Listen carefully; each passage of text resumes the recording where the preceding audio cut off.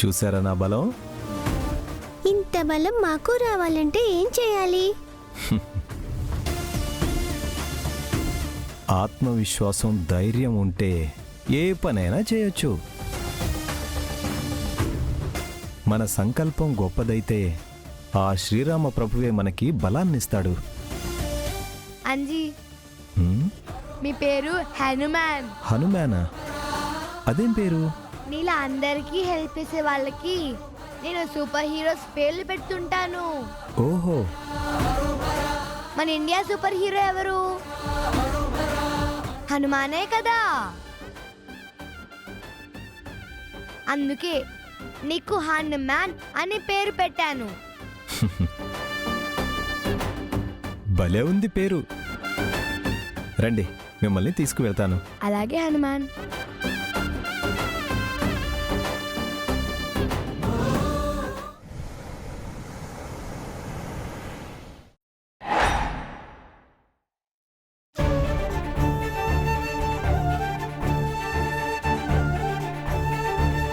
స్వామి, పిల్లలకి ఆ అడవిలో ఏమీ కాకుండా నువ్వే కాపాడు తండ్రి.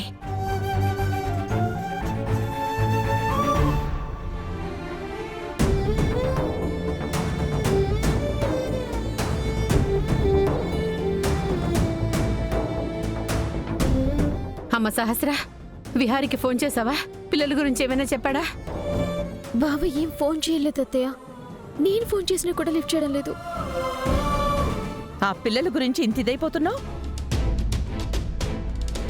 వాణ్ణి ఇంటికి తీసుకొచ్చినప్పుడు నువ్వే కదా వాడికి సపోర్ట్ ఇస్తూ మాట్లాడావు. ఆ రోజే నువ్వు నీ కొడుక్కి ఆ పిల్లాన్ని లోపలికి తీసుకురావద్దు అని చెప్పుంటే మనకింత సమస్య వచ్చేదా?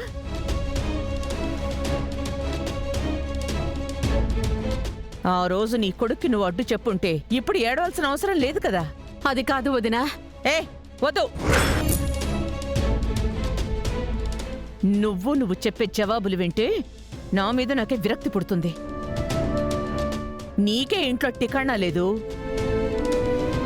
నువ్వు ఎవరో కన్న పిల్లాన్ని వెనకేసుకురావటం, ఆ మాట నేను విండో. ఇదంతా నా కర్మ కాకపోతే ఏంటి?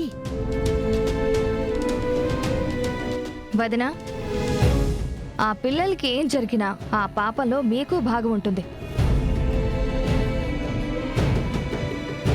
నా కూతురికి ఏమైనా జరిగితే నేను ఇవన్నీ వదిలిపెట్టను. మరి దానికి పుట్టిన ఒక్కగానొక్క కూతురు. అదంటే నీకు నీ కొడుక్కి ప్రేమ లేకపోయినా మాకు చాలా ఇష్టం ఉందమ్మా. అదేంటి వదినా అలా అంటారు? సిరి అంటే మాకు ప్రాణమే కదా. అదే కదా ఏంటి వారసురాలు. ఆ వారసురాల్ని అడవి తల్లికి అంకితం చేయబోతున్నాను. ఇంకా నాకు ఈ ఆస్తికి ఎవ్వరూ పోటీ రారు. ఆ ఈ కబుర్లు బాగానే చెప్తావు.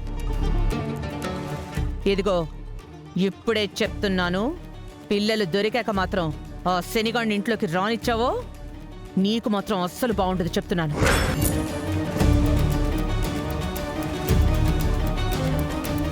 వదినా, పాపం చిన్న పిల్లవాడు, వాడికి అమ్మ లేదు. ఉన్న బామ్మ హాస్పిటల్లో కోమాలో ఉంది. ఆ సిరి బతికే ఉందని తెలిసింది కదా. ఆ సిరి దొరకగానే వాణ్ణి వాళ్ళమ్మ దగ్గరికి పంపించేద్దాం. అప్పటి వరకు వాణ్ణి మన ఇంట్లోనే ఉండనిద్దాం. ఏయ్, నీకు చెప్తే అర్థం కదా? ఆ పిల్లోడి ఇంట్లోకి రావడానికి నేను ఒప్పుకోను. నువ్వు కూడా విహారి నాపి ఆ శనిగాణ్ణి ఇంటి నుంచి దూరంగా తరిమే. అవునత్తయ్య, ఇక్కడ సిరి ఒక్కతే ఉండాలి. ఆ బాబు ఉండటానికి వీల్లేదు. అంతగా వాడికి ఎవరూ లేరంటే మేమెప్పుడో చెప్పంగా అనాథ శరణాలయంలో జాయిన్ చేద్దామని.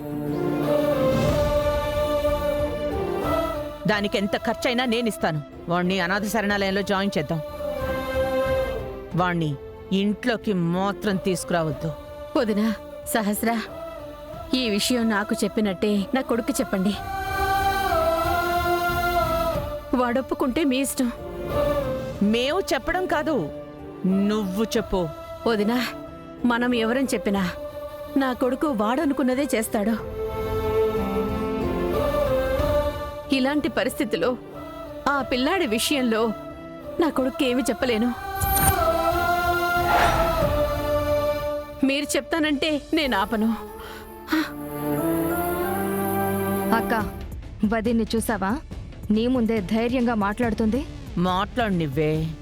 దాని నోరెలా మూయించాలో, విహారిగాణ్ణి ఎలా ఒప్పించాలో నాకు బాగా తెలుసు.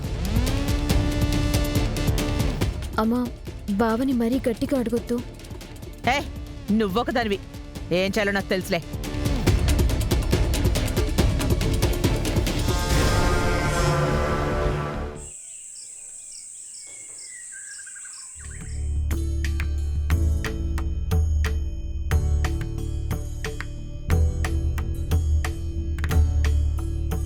హనుమాన్, గుడికి ఇంకెంత దూరం నడవాలి? అవును హనుమాన్, ఎప్పటి నుంచో నడుస్తున్నాం కదా, ఇంకా గుడి రావట్లేదేంటి? గొప్ప పనులు చేయాలన్నా, గొప్ప కార్యాలు సిద్ధించాలన్నా ఓపికుండాలి. ఓపికైతే చాలా ఉంది హనుమాన్, కానీ ఇందాకొచ్చిన రౌడీలు మళ్ళీ ఎక్కడొస్తారని భయంగా ఉంది.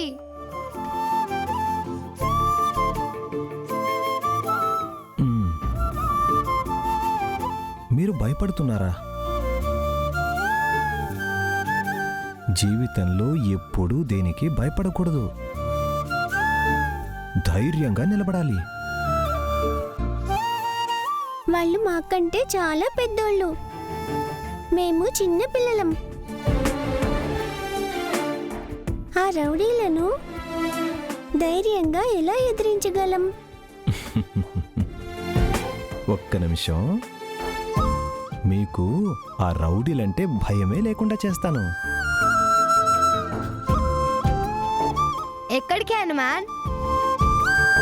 ఎక్కడికి తీసుకెళ్తున్నావు? మళ్ళీ వెనక్కి ఎక్కడికి హనుమాన్? చెప్పాను కదా, మీలో ఉన్న భయాన్ని తీసుకువెళ్తానని.